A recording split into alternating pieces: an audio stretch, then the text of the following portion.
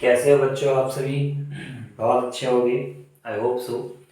तो अपनी पढ़ाई को आगे जारी रखते हैं और क्लास नाइन्थ की सीरीज़ हम लोग लेके चल रहे हैं। तो नाइन्थ की सीरीज़ के बारे में बात करेंगे। वर्क पावर एनर्जी के बारे में बात कर रहे थे। 2 लेक्चर्स आपके ऑलरेडी अपलोडेड है और आज हमारा ये तीसरा लेक्चर साथ में जुड़ रहा है। यानी मैं आपसे वर्क के बारे में बात कर चुका हूँ। क्लास नाइन्थ के लेवल के हिसाब से बात करें तो वर्क आपको जितना होता है उतना मैंने आपको बताया। और वर्क के बाद जो टॉपिक शुरू होता है वो होता है एनर्जी। तो आज हम बताने जा रहे हैं एनर्जी के बारे में। तो ध्यान दीजिएगा, शुरू करते हैं चैप्टर को। तो चैप्टर का हमारा पार्ट नंबर 3 है। यानी अगर मैं पार्ट की बात करता हूँ तो ये हमारा 3rd पार्ट यानी तीसरा वीडियो होगा।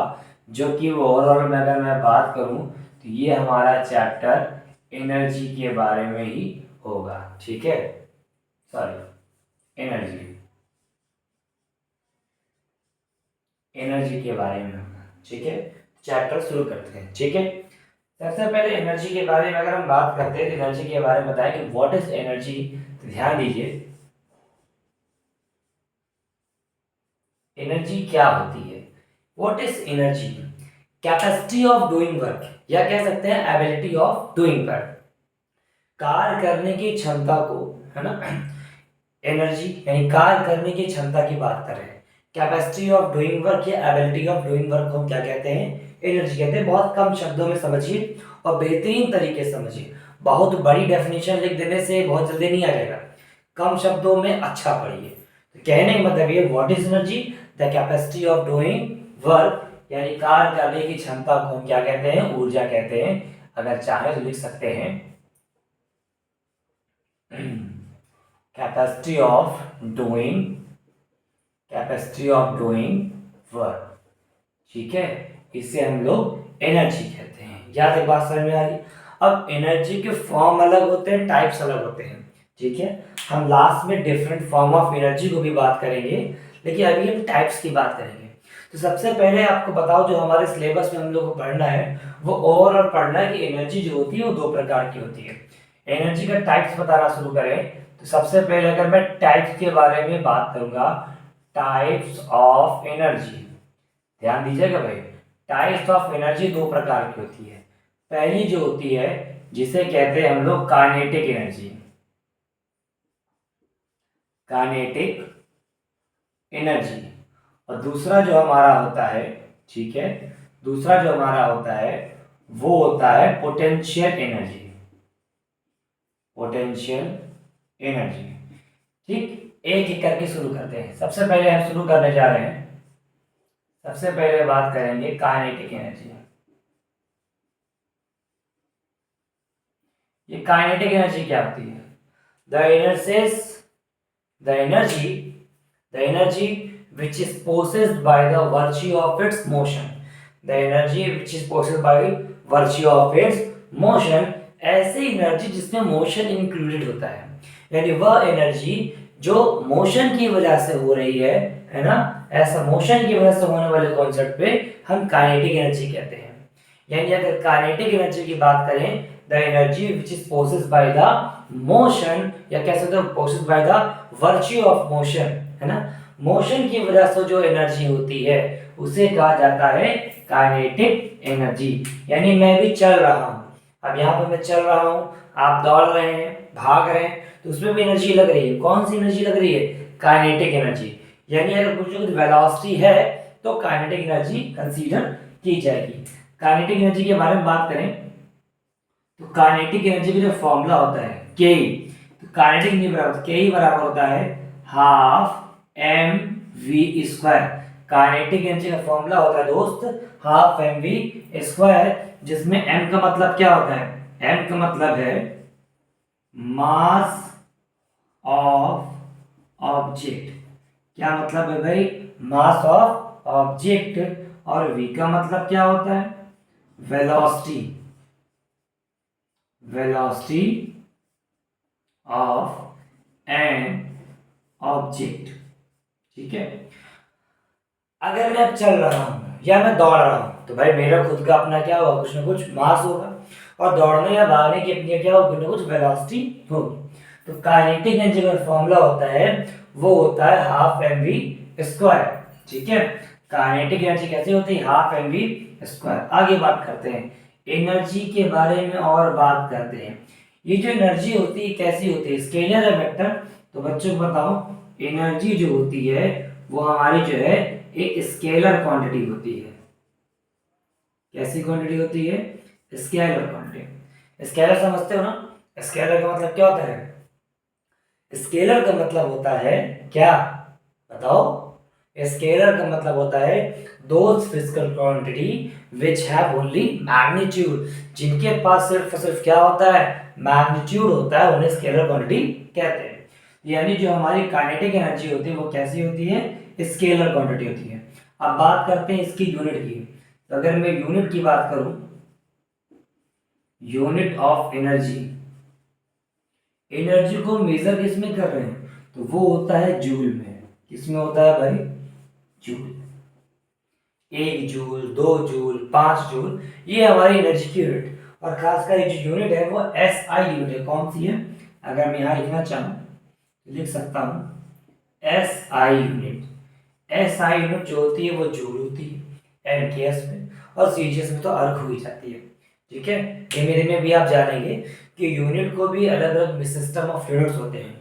एक आपका एमकेएस होता है, एक सीजीएस होता है, एक एफपीएस होता है। ठीक, एमकेएस, एमकेएस का मतलब होता है मीटर किलोग्राम सेकंड, सीजीएस का मतलब होता है सेंटीमीटर ग्राम सेकंड, और एफपीएस का मतलब होता है फुट पाउंड और सेकंड। यहाँ पर जो सिस्टम होता है ये आपका एमकेएस में। ठीक है, इस यूनिट जूल जो लिखी जाती है वो किस में होती है, वो एमकेएस में होती है।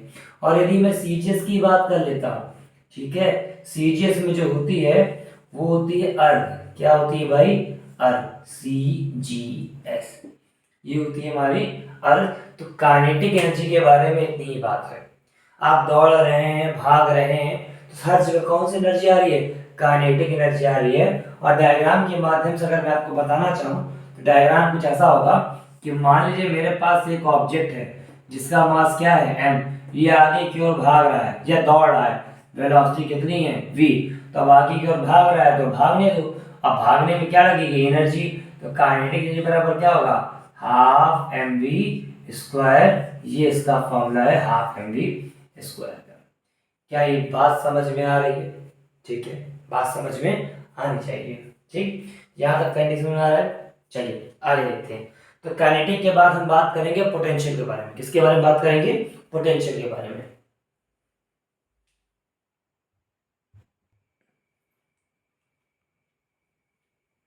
तो हम दोनों ने भी बात करी है काइनेटिक के बारे में। अब हम बात करते हैं पोटेंशियल के बारे में। ध्यान दीजिए, तो पोटेंशियल के बारे में बात करते हैं।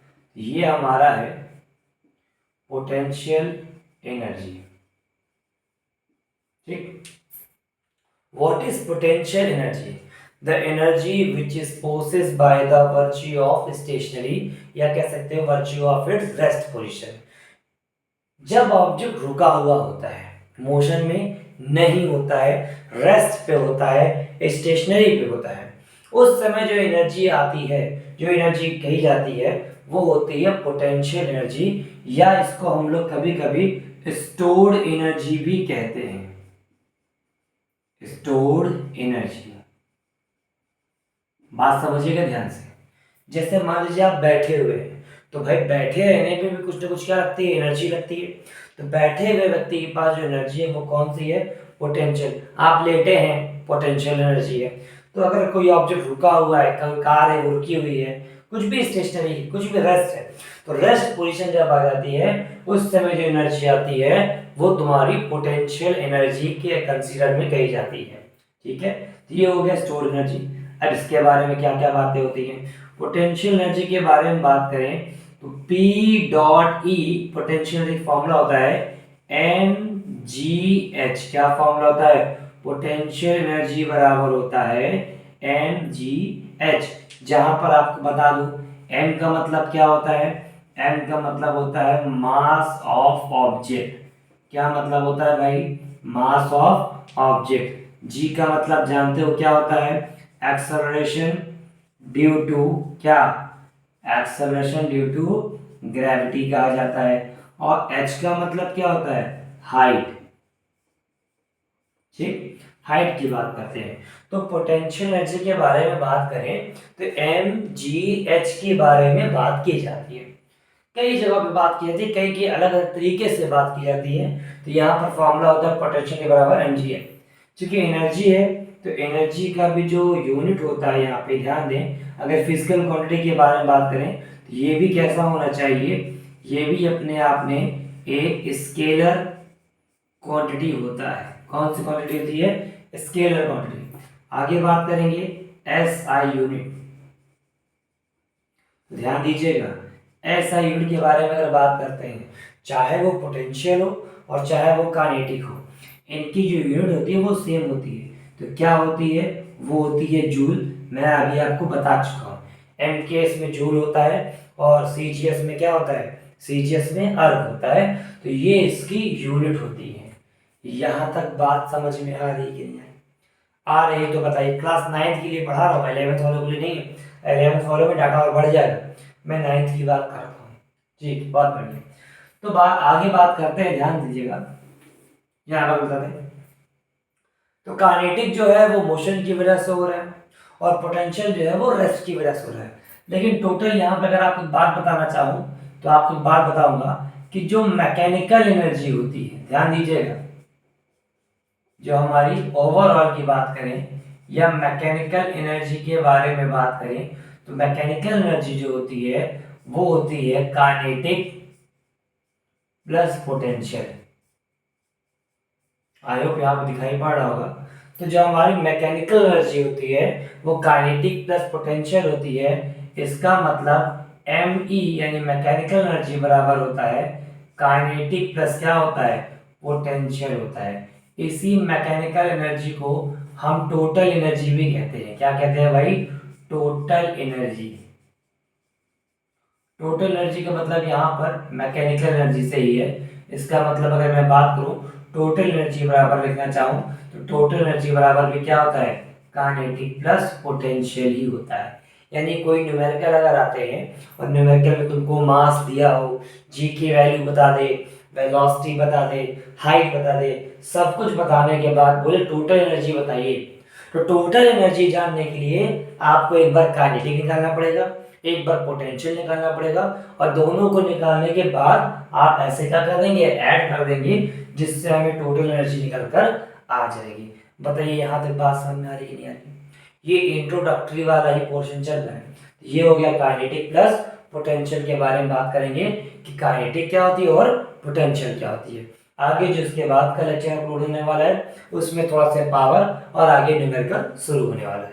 यहाँ तक अगर आप पढ़ रहे हैं तो थम्स अप करिए, और जो बच्चे सेकंड थर्ड पार्ट पे आ चुके हैं उन्हें पहला और दूसरा देखना कंपलसरी है। पहला देखिए, दूसरा देखिए, तीसरा देखिए, तीनों समझ में आ जाएगा। ना है तो मुझे आप बताइएगा, ठीक है। तो लगातार जुड़े रहिए, अगला वीडियो अगली क्लास में मिलेगा आपको। यहाँ एनर्जी तक की बात हो गई है, अब हम बात करेंगे पावर की अगले लेक्चर में, ठीक है बेटा। तब तक के लिए जुड़े रहिए और पढ़ाई करते रहिए, ठीक है। धन्यवाद।